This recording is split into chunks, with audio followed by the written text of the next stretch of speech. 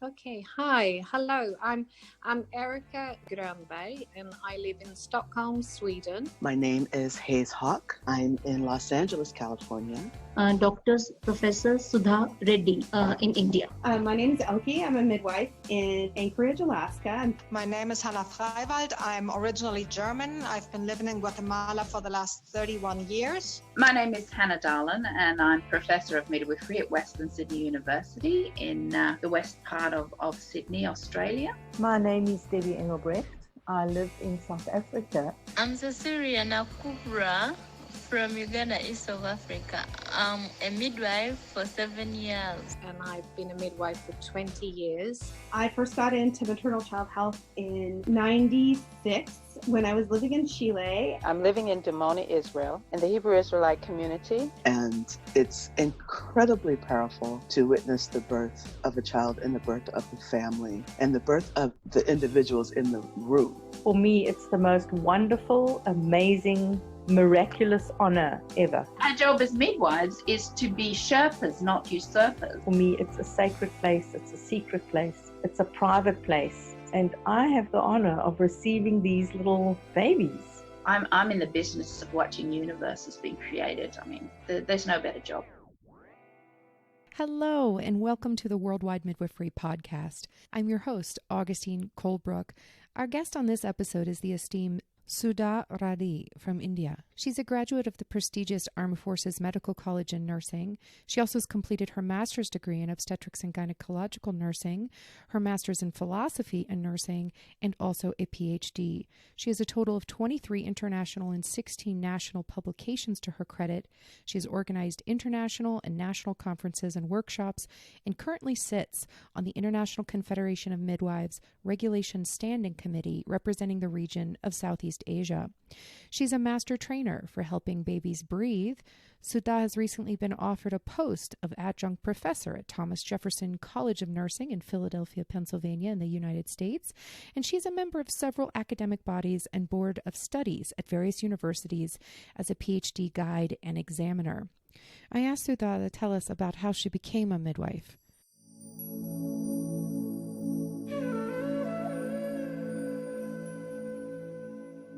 When I was in the army, we used to get rotations in different wards. So the maximum rotations by my luck which I got was in the labor room.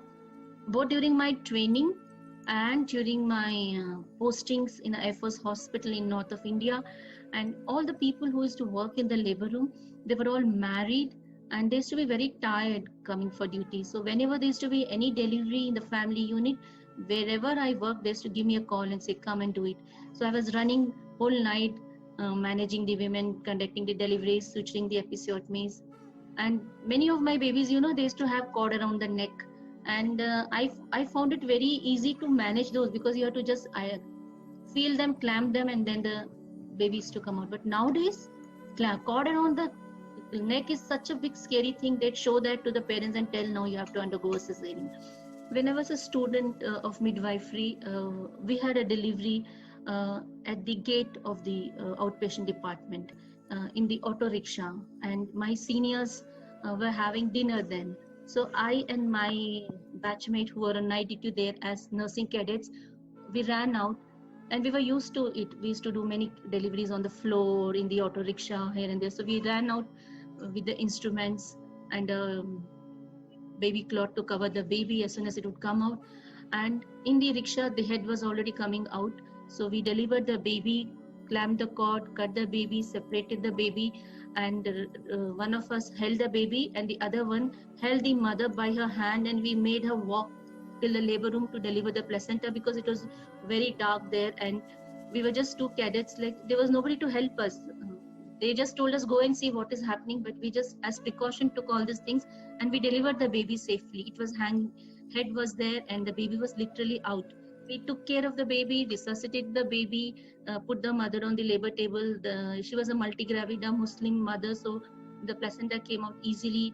There was no need to do any suturing, and both the mother and baby were fine. So that was one thing which very early in my midwifery career I remember doing. And after that, many cases and trying to get a breech done, and when the doctors were not there, trying to apply a vacuum. All these things I have done. So those things which I learned in midwifery and the amount of practice which I had, I used to be alone on night duties in a huge ward with around 70-80 mothers, and I used to sincerely go around checking their temperatures, checking the heartbeat of the neonate, wiping the stethoscope, diaphragm with spirit before touching each baby, like a very ideal kind of setting I had in the army. So I fell in love with midwifery. Then when I joined this college here, after working for around 3 years in midwifery unit, I used to go to the district hospital with my students to let them have more deliveries. And let me tell you, those days in district hospital, poor patients come, so there's no restrictions. So many deliveries the students conducted and I learned. And then when the post-graduation started here, I took up midwifery naturally, and that is how I became a professional midwife. Sudha has since left direct patient care and is now a doctor and professor of midwifery. I asked her to tell us where she lives and works now. I stay in a town called Belgaum, which spells Belgaum. It is in a city called, it is in a state called Karnataka in India, which is the south of India. And after I left my military services, I have been working here since 1994 and till date in different positions. Like I joined as a clinical instructor, then lecturer, assistant professor, associate professor, then head of department of midwifery, and now I hold the designation of the principal of the nursing college here and the dean for the faculty of nursing at this university, which is called as the KLE, that is capital K, capital L, capital E University. So we are deemed to be university. We have our own regulations, and we come under the Ministry of Human Resource Development in India. Now I'm in an administrative post, but our hospital is a 2,400 bedded hospital where we have around 1,240 charitable beds, and the other beds are in the corporate side. So since we have a medical college, a college of dentistry, a college of nursing and midwifery, the pharmacy, the physiotherapy and Ayurveda, so all our students get our clinical training from this parent hospital. So we do have a labor room, and we have an average of around 5,000 deliveries a year. So we do have this portion of midwifery in the syllabus of the 4 years of graduation, that is BSc nursing. We also have a diploma in nursing and midwifery, which is a 3 years course. We do have post-graduation in midwifery and also PhD. So our students are working in the antenatal ward, the labor rooms and the postnatal ward, and round the cycle they give care. So you have moved on to just in academia now. You're not doing direct patient care personally. No, I don't do direct patient care personally, but I am monitoring the 1,240 charitable beds as an administrator for the nursing side. And I every day visit the labor room and maternity ward for rounds to see what can I do to help the infrastructure, the nursing personnel, the day-to-day care, all those things. Yeah. After you've seen hundreds and hundreds of births, babies arrive here on the planet and be welcomed or not by their family. You discover something. You learn universal truths about what it's like to be human on this planet. I think midwives, more than any other profession, are perfectly poised to help us learn at this crucial juncture. I asked Sudha to tell us, after all her years of experience, what she wishes the world knew, what she wishes each birthing person knew. In short, what she's learned.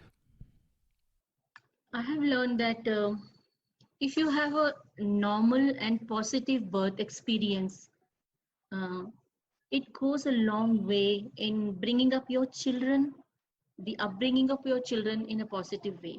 Because I know by my personal experience that in India, women have a very bad birth experience, very traumatic. The concept of respectful maternity care is not there in almost every place. We are trying to get it now into some curriculum in some of the colleges. So that traumatic birth experience should go away. My dream is that every woman should birth positively.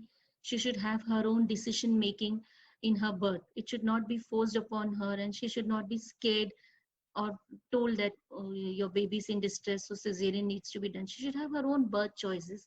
And if this happens, this particular stage of her womanhood is positive, definitely the upbringing of the child, the baby will grow up in a positive environment and will be a good citizen, a healthy citizen, a healthy individual, a healthy citizen, and then it adds to the glamour of the nation. What do you need from your international community? We had applied to the International Confederation of Midwives. They had asked for an expression of interest to provide midwifery training here, and they were to select, I think, 3 countries from Africa and 3 countries from Asia, and we were very much positive that we would get it, because India is a developing country and we need to develop midwifery also. But in the end, I got a reply from them that our proposal is not accepted from them. So I really feel it's not only for me in my college or my place here, all over India, the government is partnering. There have been workshops with the Bill and Melinda Gates Foundation. It is percolating down. The government has taken it up to create a center of midwifery excellence, training and excellence, but it is all in the state level, in the government level. It will come down to us very late. So if some of the universities who function on their own and they are better in their quality and the service delivery, like us and many other deemed universities in India, if we could be supported, because we have our own autonomy, our own organogram. So if we could be supported in collaborations, and if there could be some kind of a training schedule, like for 6 months, someone is here with us in the labor room, who is there and who will support us in doing the normal deliveries, we can pick it up.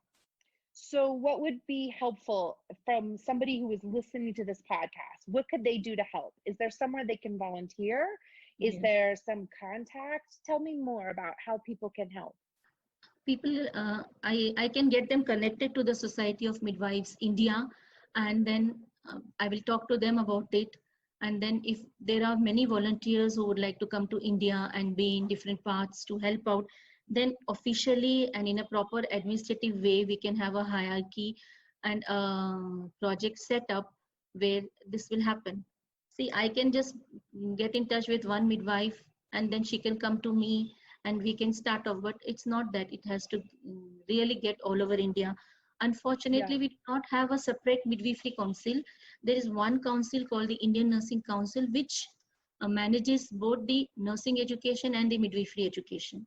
So even in the states, in every state, there is a state nursing council. We do not have a state midwifery council. I and many of my colleagues feel that to promote midwifery in India, midwifery should become a separate council and more quality oriented. Like we have 100 students in the BSc nursing course, and imagine 100 students, all of them should actually ideally conduct 25 normal deliveries. How do we get the opportunity to do that? In some bigger cities, there are some 10 or 12 colleges who are affiliated to a single hospital. So it becomes truly difficult for them to fulfill all the requirements to be a qualified midwife. So if we have a separate midwifery council, and if we have a separate midwifery course, like how it is in US, UK and other places, those who really like midwifery, and there are 25 to 30 intake of midwives whom we can teach properly, I think definitely it will help us. If you like what you're hearing, please consider supporting this production by becoming a member on Patreon, where you can get early access, full show notes, help to choose guests, and even co-host an episode with yours truly. That's patreon.com/worldwide midwifery. We'd like to give a big thank you to our first 3 patrons, Dia Marie, Emily Schultz, and Kathleen Ruvalakava. If you're someone who cares about maternal child health and wants to see midwifery as the gold standard for normal birth around the globe, join our community as we give voice to the revolution.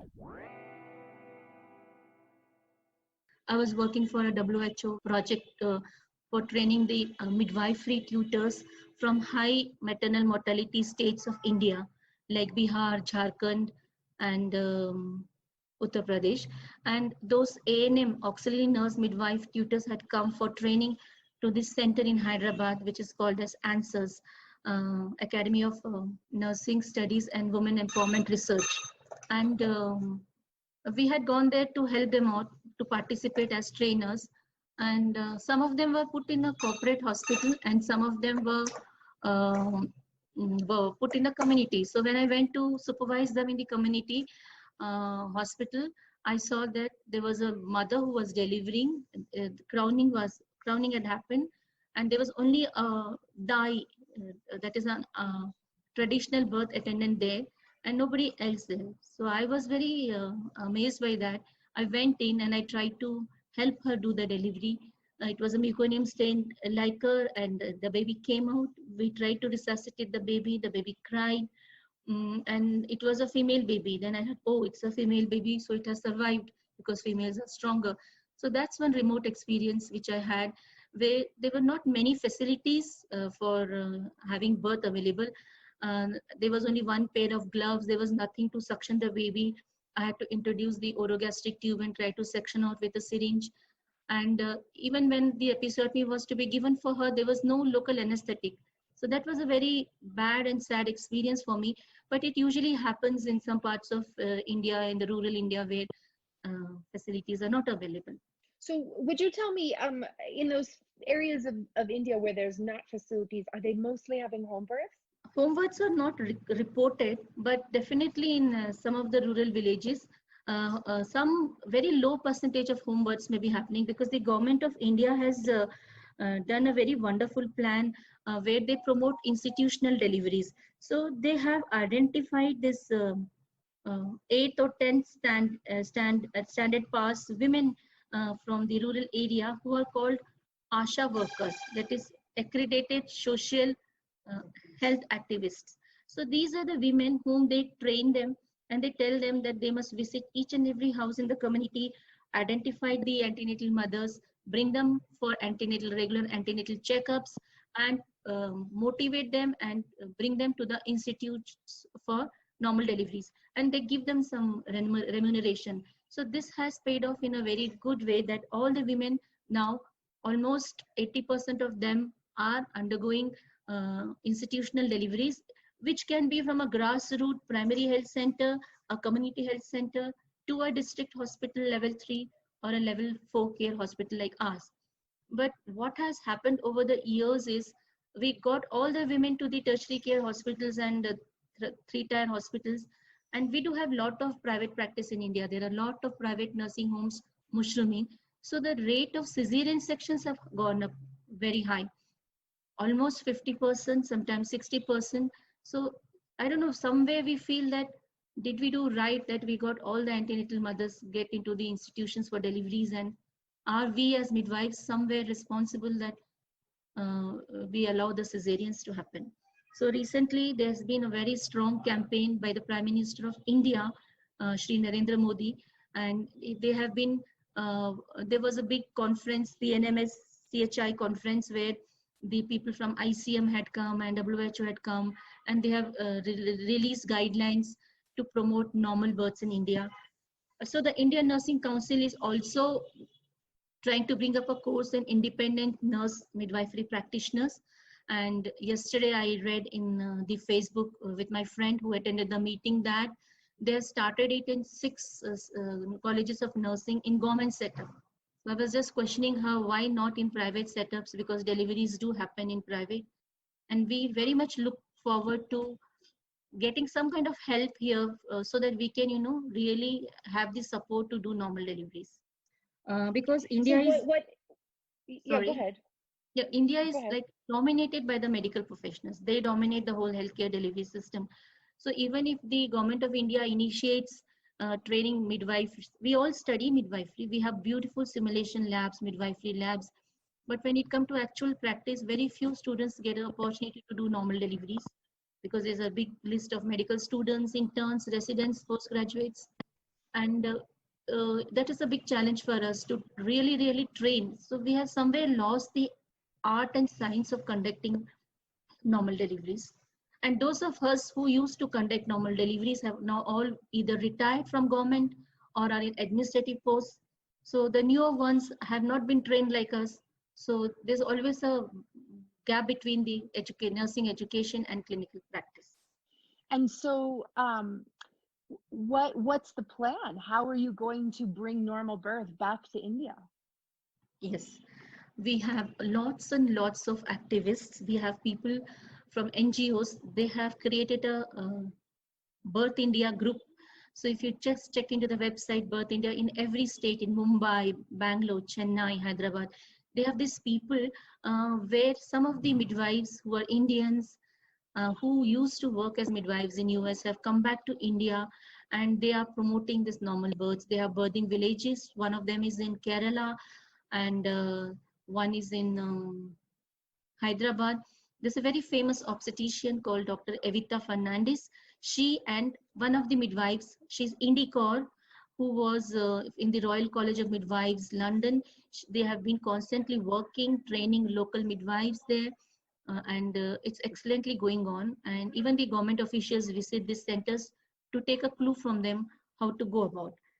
As concerned to us, like to me, I used to be the vice president of Society of Midwives India. We have a strong Society of Midwives India with more than 10,000 midwives as members in all the 29-30 states.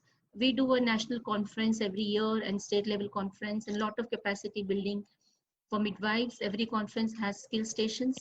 We have been trying to empower midwives, and we have a woman called Dr. Prakash Sharma, who is a leader for midwifery in India. She's been promoting, she was a founder of the society. In spite of all this, since we are dominated by the doctors, we really need some strong kind of support from government and maybe ICM to be here. Like if in my labor room, if I suddenly say that the government has told that we can do deliveries now, and I and my students are going to come here and do normal deliveries, it wouldn't happen until unless a midwife from US or UK comes, stays here, collaborates with us. And if she's there, then they will all listen to her. But if I start doing it, these are my fears and my colleagues' fears and apprehensions about it here. Other than this, we have been collaborating. So let me just get that clear. So if you have imported providers who demonstrate how it can be done differently, then the medical profession will take that seriously? They will have to, because there are orders from government, and if we collaborate in some way, and suppose we collaborate with one particular university or college from US or United States or UK, and we have this MOU for normal birthing, then it would definitely lead us towards a better future for midwifery. Little bit of experience here. I had been to Thomas Jefferson University in March in Philadelphia. I had a talk on Skype with the chair at Maryland, midwifery chair, and also with the midwifery chair at Jefferson. And I had told them that if we can collaborate and if you can come down here and be the leader of the birthing team, then we can do it. I'm sure that nurses and midwives alone, it may not happen. So we have started an interdisciplinary team. We have had a few meetings with the Ayurveda doctors, the obstetrics physiotherapists, the midwives, and the obstetricians. So if these 4 people are the member of the team, then we are trying to create some protocols that who will do what. And then maybe the whole team against them, they would support it. So we are working on these things, trying to find out many ways and means.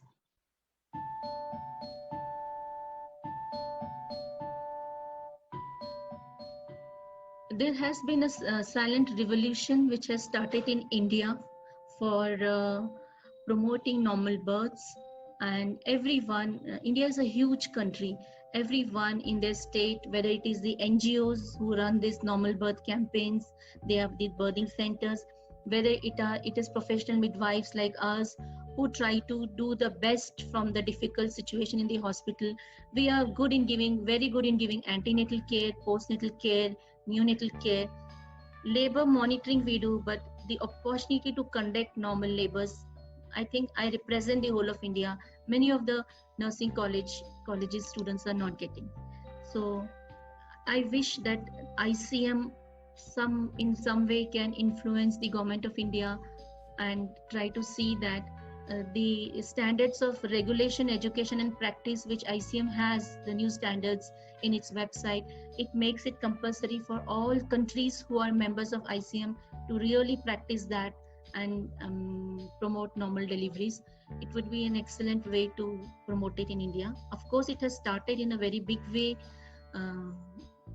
It is going to get incorporated in many government hospitals, but we are the private players, and majority in India, majority of the schools and colleges of nursing are run by the private organizations, and we are very quality conscious because we all follow the accreditation status for universities. So we are very much for it. Anyone to come and help us, we are ready to get going. Midwives are so empowered and the training is so apt that they can take care of a woman in her whole reproductive cycle independently, right from her preconceptual stage till the postnatal period. And this training can save lives in many of the developing countries. The maternal mortality and the neonatal mortality and morbidity rates have not come down significantly in spite of so many programs happening, not only in India, but other countries. So I wish that midwifery is empowered, like how it is empowered in Sweden, in United Kingdom and other countries. And we will be the frontline health workers who can go to the grassroots level in the rural communities, and right from home births, we can manage normal births beautifully, compassionately, skillfully, and see that we have a very healthy and positive outcome of a mother and newborn.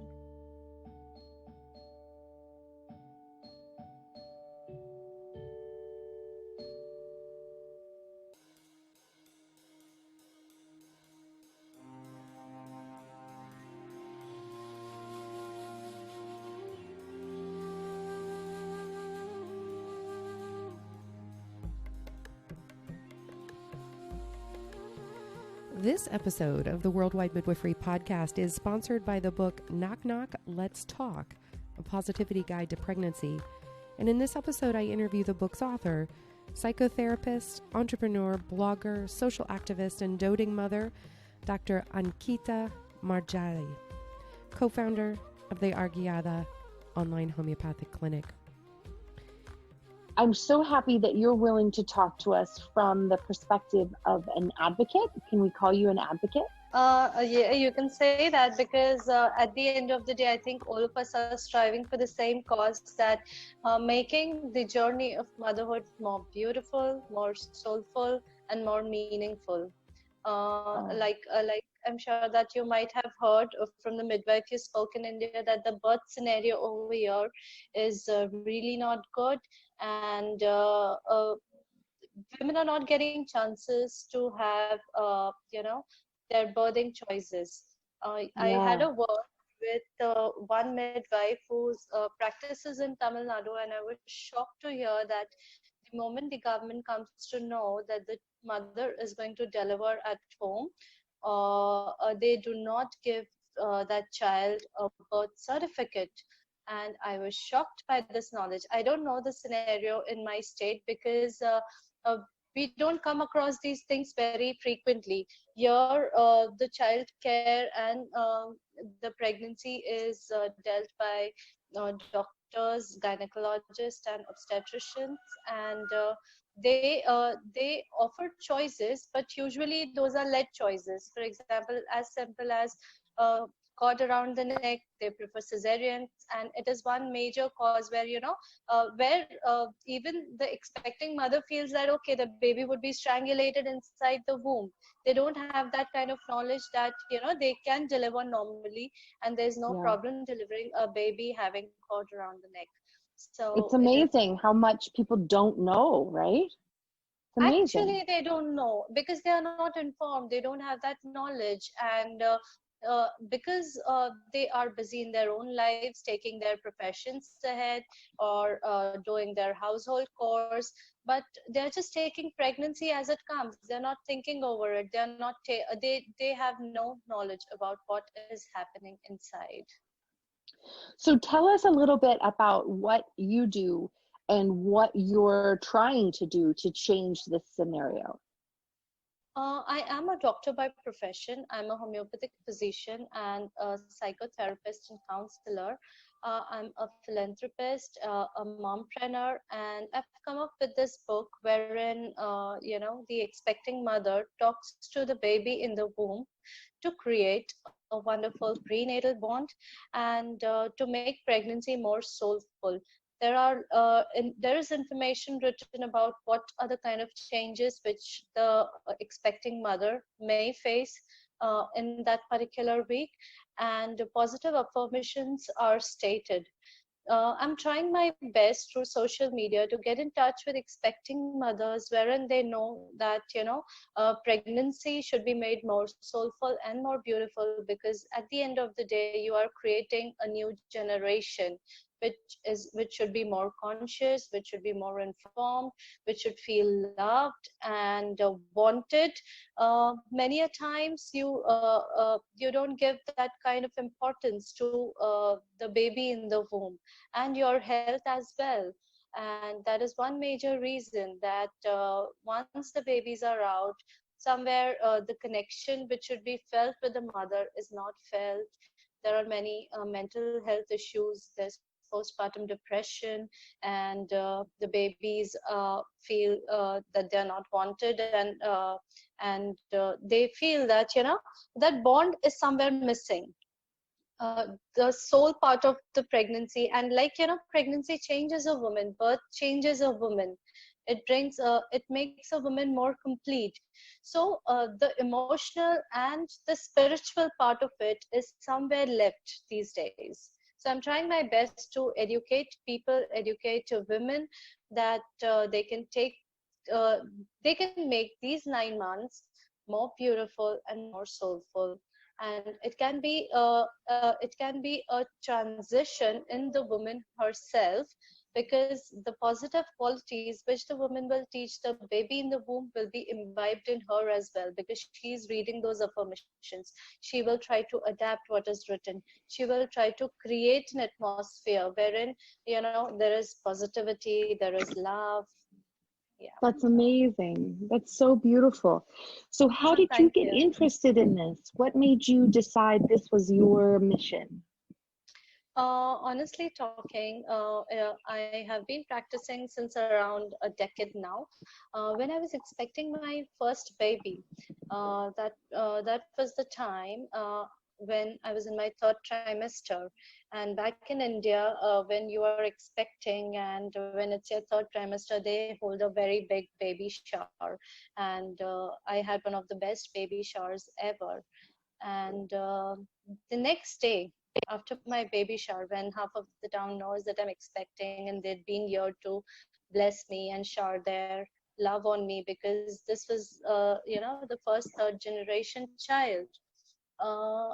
After that, it was a normal work day for me. I had a camp at a local college, and where people from low socio-economic background come, and I was happy educating them regarding the importance of food, health, and hygiene.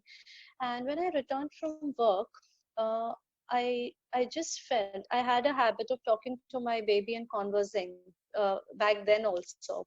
So I could feel that I'm not feeling any movements, and that triggered a bit of anxiety in me, that why am I not feeling these movements? I tried talking to my gynec, and I went and visited him. And after the sonology, I got to know that the baby is no more, and I was shattered. I felt that time stood still. I couldn't understand when he said IUFT. I said, I don't understand what is IUFT. In spite of being a doctor, those words did not register in my mind. I asked him again, please explain what you're trying to say, because I'm not understanding what you're saying. So he said that it's intrauterine fetal death, and I was shattered. It still brings goosebumps whenever I talk about it, because it still has that impact. And after that, life was different for the next 6 months. I was into depression. It took time to come out of my shell because I was mentally numb. I didn't know. For me, it was like, now what will I do? Why did this happen to me? I did not find any reasons, and it impacted me very, very badly. After that, after those 6 months, I was blessed to get pregnant again. And when I was expecting my rainbow baby, because of my past experience, the anxiety in my mind was very, very high. I said that I just thought that, I cannot keep myself anxious because it will affect my health as well as my baby's health. And that was the time when I started writing to my baby in the womb. I started writing positivity. I started writing quotes which would, help the baby. And I thought that every week I'll teach the baby something new. In that process, my mind would be diverted from anxiety to positivity. And that was the time when I first did it. That is around 8 years back, when I was expecting my first daughter. So every week I used to write to her. I used to talk aloud. I used to express little things which are important to me as a person, little qualities which I want in my baby, little things which in the hustle bustle of life you forget and you don't practice. Things such as being happy, smiling, giving respect, importance of dedication, importance of family, and what little things which you can learn from the other people just by listening and by observing, having patience, cleanliness, everything under the roof, whatever. I just started writing randomly. And to be very honest, it was a practice which helped me sail through those 9 months. And I was very amazed that my baby is exactly like the way I had penned. She has all those qualities. She has all those things, all those virtues which I practice and which I believe that, every human being should imbibe. So this positivity I can see in her. I can see her being humble. I can see her being compassionate towards people around her. I love the way she tries to make everyone smile by little gestures. And that is the time when I feel that, this thing has a huge impact. I have one more daughter, and she's the youngest artist in Asia. And during her pregnancy, I was connected to a lot of art forms, to be very honest. She's painting since she was 2.5. And now she is 5.5-year-old. She made a record when she was 4.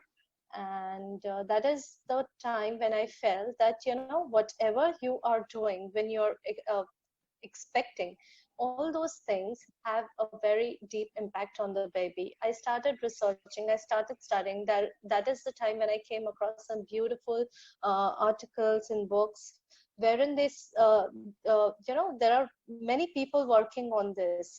And it's been a topic of work since 40-50 years now, wherein they say that babies are conscious, they are having an environment in the womb, and they are actually learning everything that you have to offer. So I thought of taking it ahead, and I thought of, making it available for other expecting mothers, because every woman has her own share of stresses, and pregnancy is a roller coaster of emotions. The right ones need to be catered, and this book might be a little bit of, like I always say, a pixie dust in your life to add on more positivity, more happiness by the affirmations stated in the book. Oh, I love this. Pixie dust in your life. This is what your book is. I love that. What is in your book? Affirmations and exercises and things to do? I'll just tell you a small layout. For example, the book starts from week 5 and it is there till week 40. These days, usually in week 5, you come to know that you're expecting, you've missed your period, you take the pregnancy test, you have those 2 lines of positivity. That is when the book starts, and that is when you can start reading it. Every week, there is a small paragraph written for the mom to be. There is a section which is called as the baby talk, wherein you start addressing your baby as a sweetheart. I always say that now Mama will come up with a new virtue for this week. So every week we talk about one new virtue that can be like, being happy. And after every virtue, at times I give examples that why is it important, or why you have to, what is the importance of being honest? What is the importance of sharing? What is the importance of loving, caring, being humble, giving respect? Why is attitude of gratitude important? And after talking about that virtue for some time, I always end the week with a prose or a verse, maybe like a poem sort of a thing. I'll just read a few lines from the honesty chapter. Talking of virtues, honesty leads the rest. I believe it is one of the best. Honesty has fearless eyes. Honesty has fearless heart. Honesty makes things simpler. Honesty makes situations clearer. Be honest is what I will always say. Honest people have lies at bay. The poem is still long, but I've just tried to read a bit of it. And like that, every week after the virtue, there's a poem attached to the prose, which the mother can read aloud. I always believe that when you are reading something like this to your baby, you in turn are affected with the prose.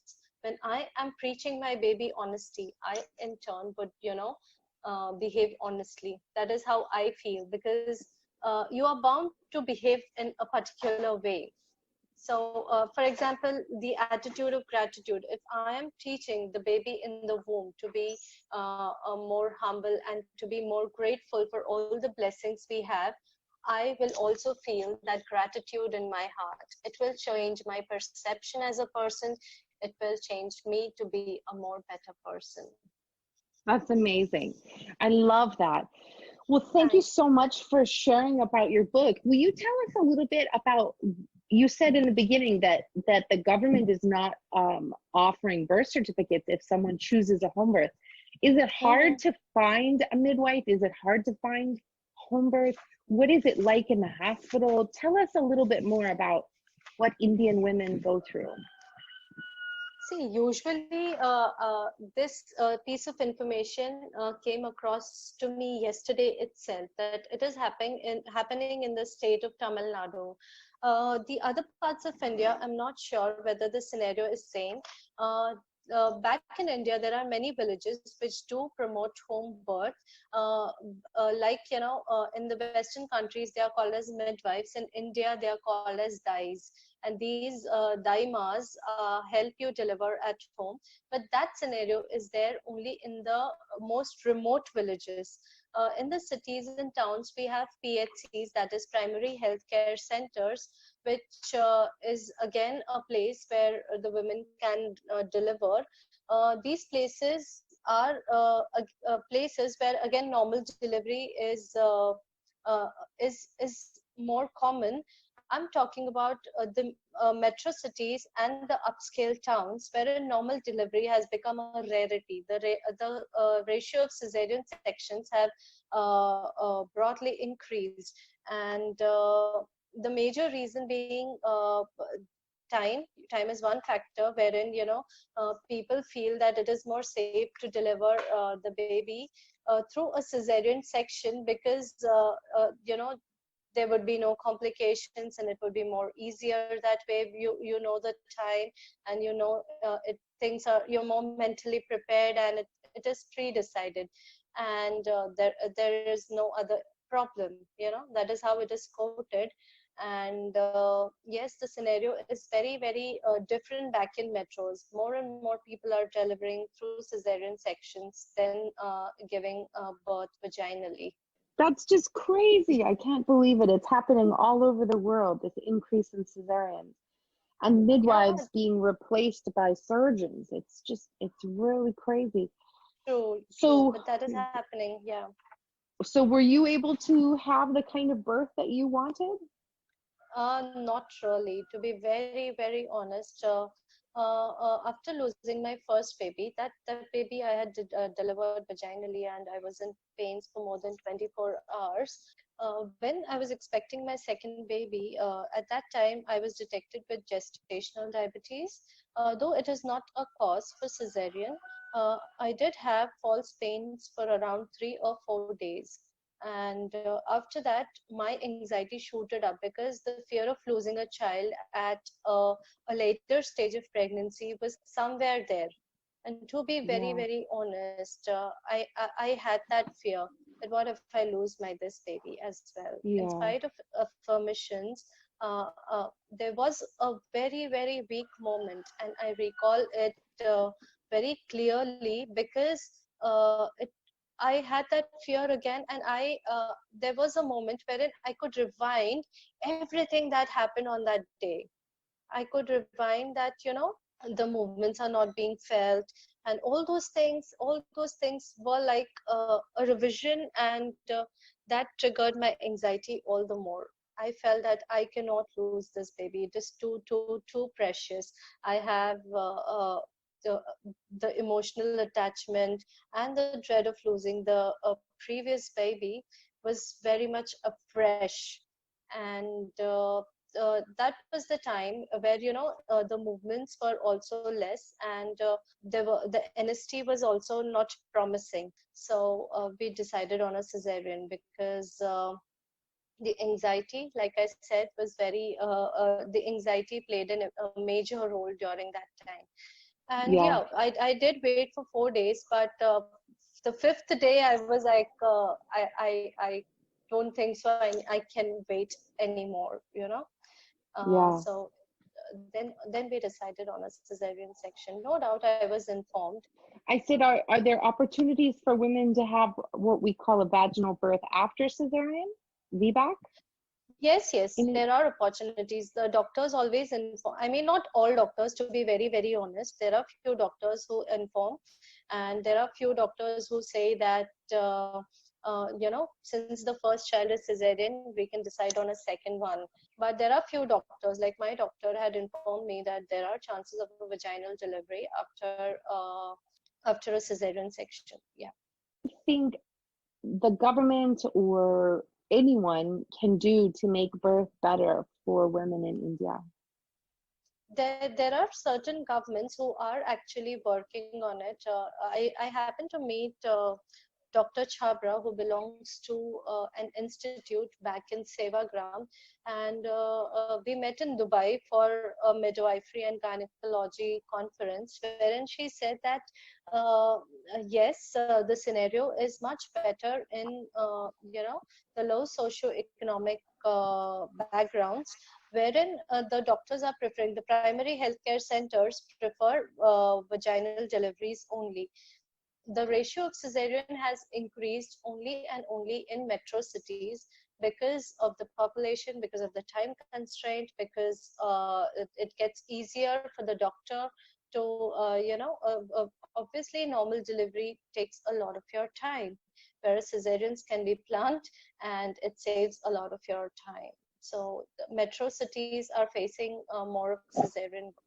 However, the government does support the importance of having normal deliveries. Yeah. And we're seeing more and more from the World Health Organization and others that actually having a midwife decreases the risks for mom and for babies. Is India moving towards more midwives in any way? I can't see that happening, to be very honest. There are very few midwives, and I mean, the midwifery culture is coming up again after a huge gap of few decades. Earlier in villages, we had daimas who, like I told you, that they were the ancient wise women who used to help deliver babies normally and at home only. But with the more and more centers coming up, primary healthcare centers coming up, the tradition had been drastically reduced of having home births. But I think it's picking up again, and with but I've seen that happening in few states, like Bangalore is one place wherein midwifery has taken an action, and South of India is adapting to these practices again. And I think it's a wonderful idea wherein, if they introduce midwives, the birthing process would be more beautiful and soulful, because of the patience, and because of the care, and because of the time, and because of the bond which this midwives creates with the expecting mother. So I am, thinking of trying something like that back in Gujarat, wherein, we have more people taking up midwifery, and along with nursing, they can introduce a midwifery course if possible, and they can take it ahead, because I've been getting in touch with midwives, doulas across the globe, and I felt that my country is missing something which is so good, which is so essential, and which is so promising for the expecting mothers. I agree. Oh, I agree so much. Thank you so much for talking with us today. Is there anything else you want to share? Nothing much. Basically, I want to appreciate your effort of getting in touch with people, so that many health aspects, many topics on which my country is unaware, or some other people are unaware, can be talked upon, and can be taken up in hands for working. Like midwifery, we spoke that, I actually feel that India needs more midwives. And the whole world needs more midwives.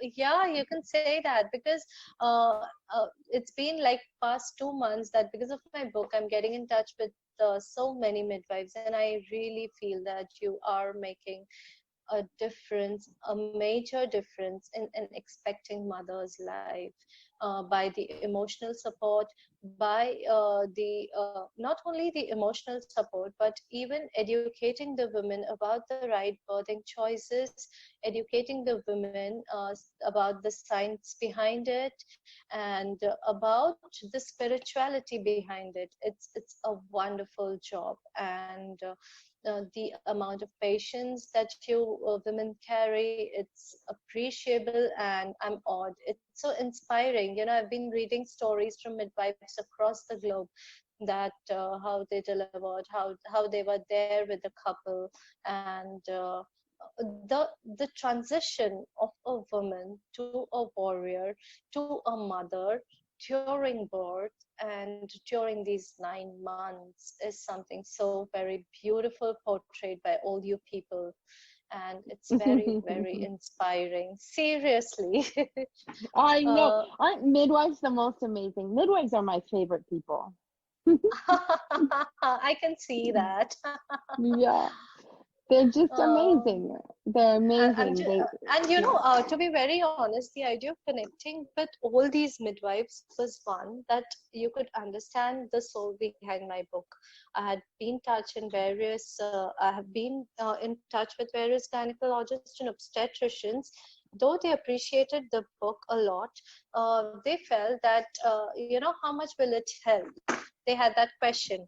And besides that, they also felt that we can't, take up this as an experiment. But midwives, they felt that this is something so beautiful. This is something which can be adapted by every expecting mother. This is something which every expecting mother should do, or rather should believe in. Be it with the book or without the book, everybody needs that positivity day in, day out.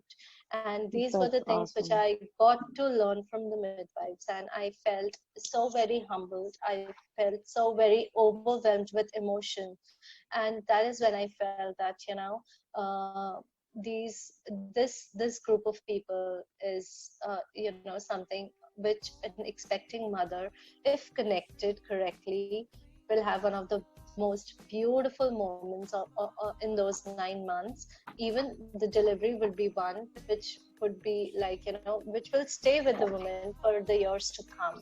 She'll never forget that day. It's so true. It's so true. And aside from preparing for the medical safety, we also need to prepare for her emotional and spiritual safety. We need to help her that is something in that path. that is something which actually clicked me, and I was so glad that this needs to be catered. When our emotions are catered, nobody will have mental breakdowns. We are humans. We are entitled to emotions. We are entitled to these things which we feel, and they need vent. They need a place where they can express as they're feeling. There are times when we might feel crappy. There are times we might feel anxious. There are times we feel angry. If these emotions are not catered, they will affect our health. Being a homeopath, I believe that all the root cause of diseases is in the mind, and if you cater your emotions correctly, if you have a positive mindset, if you work towards your mental health, then nobody would ever fall sick. So oh, amazing.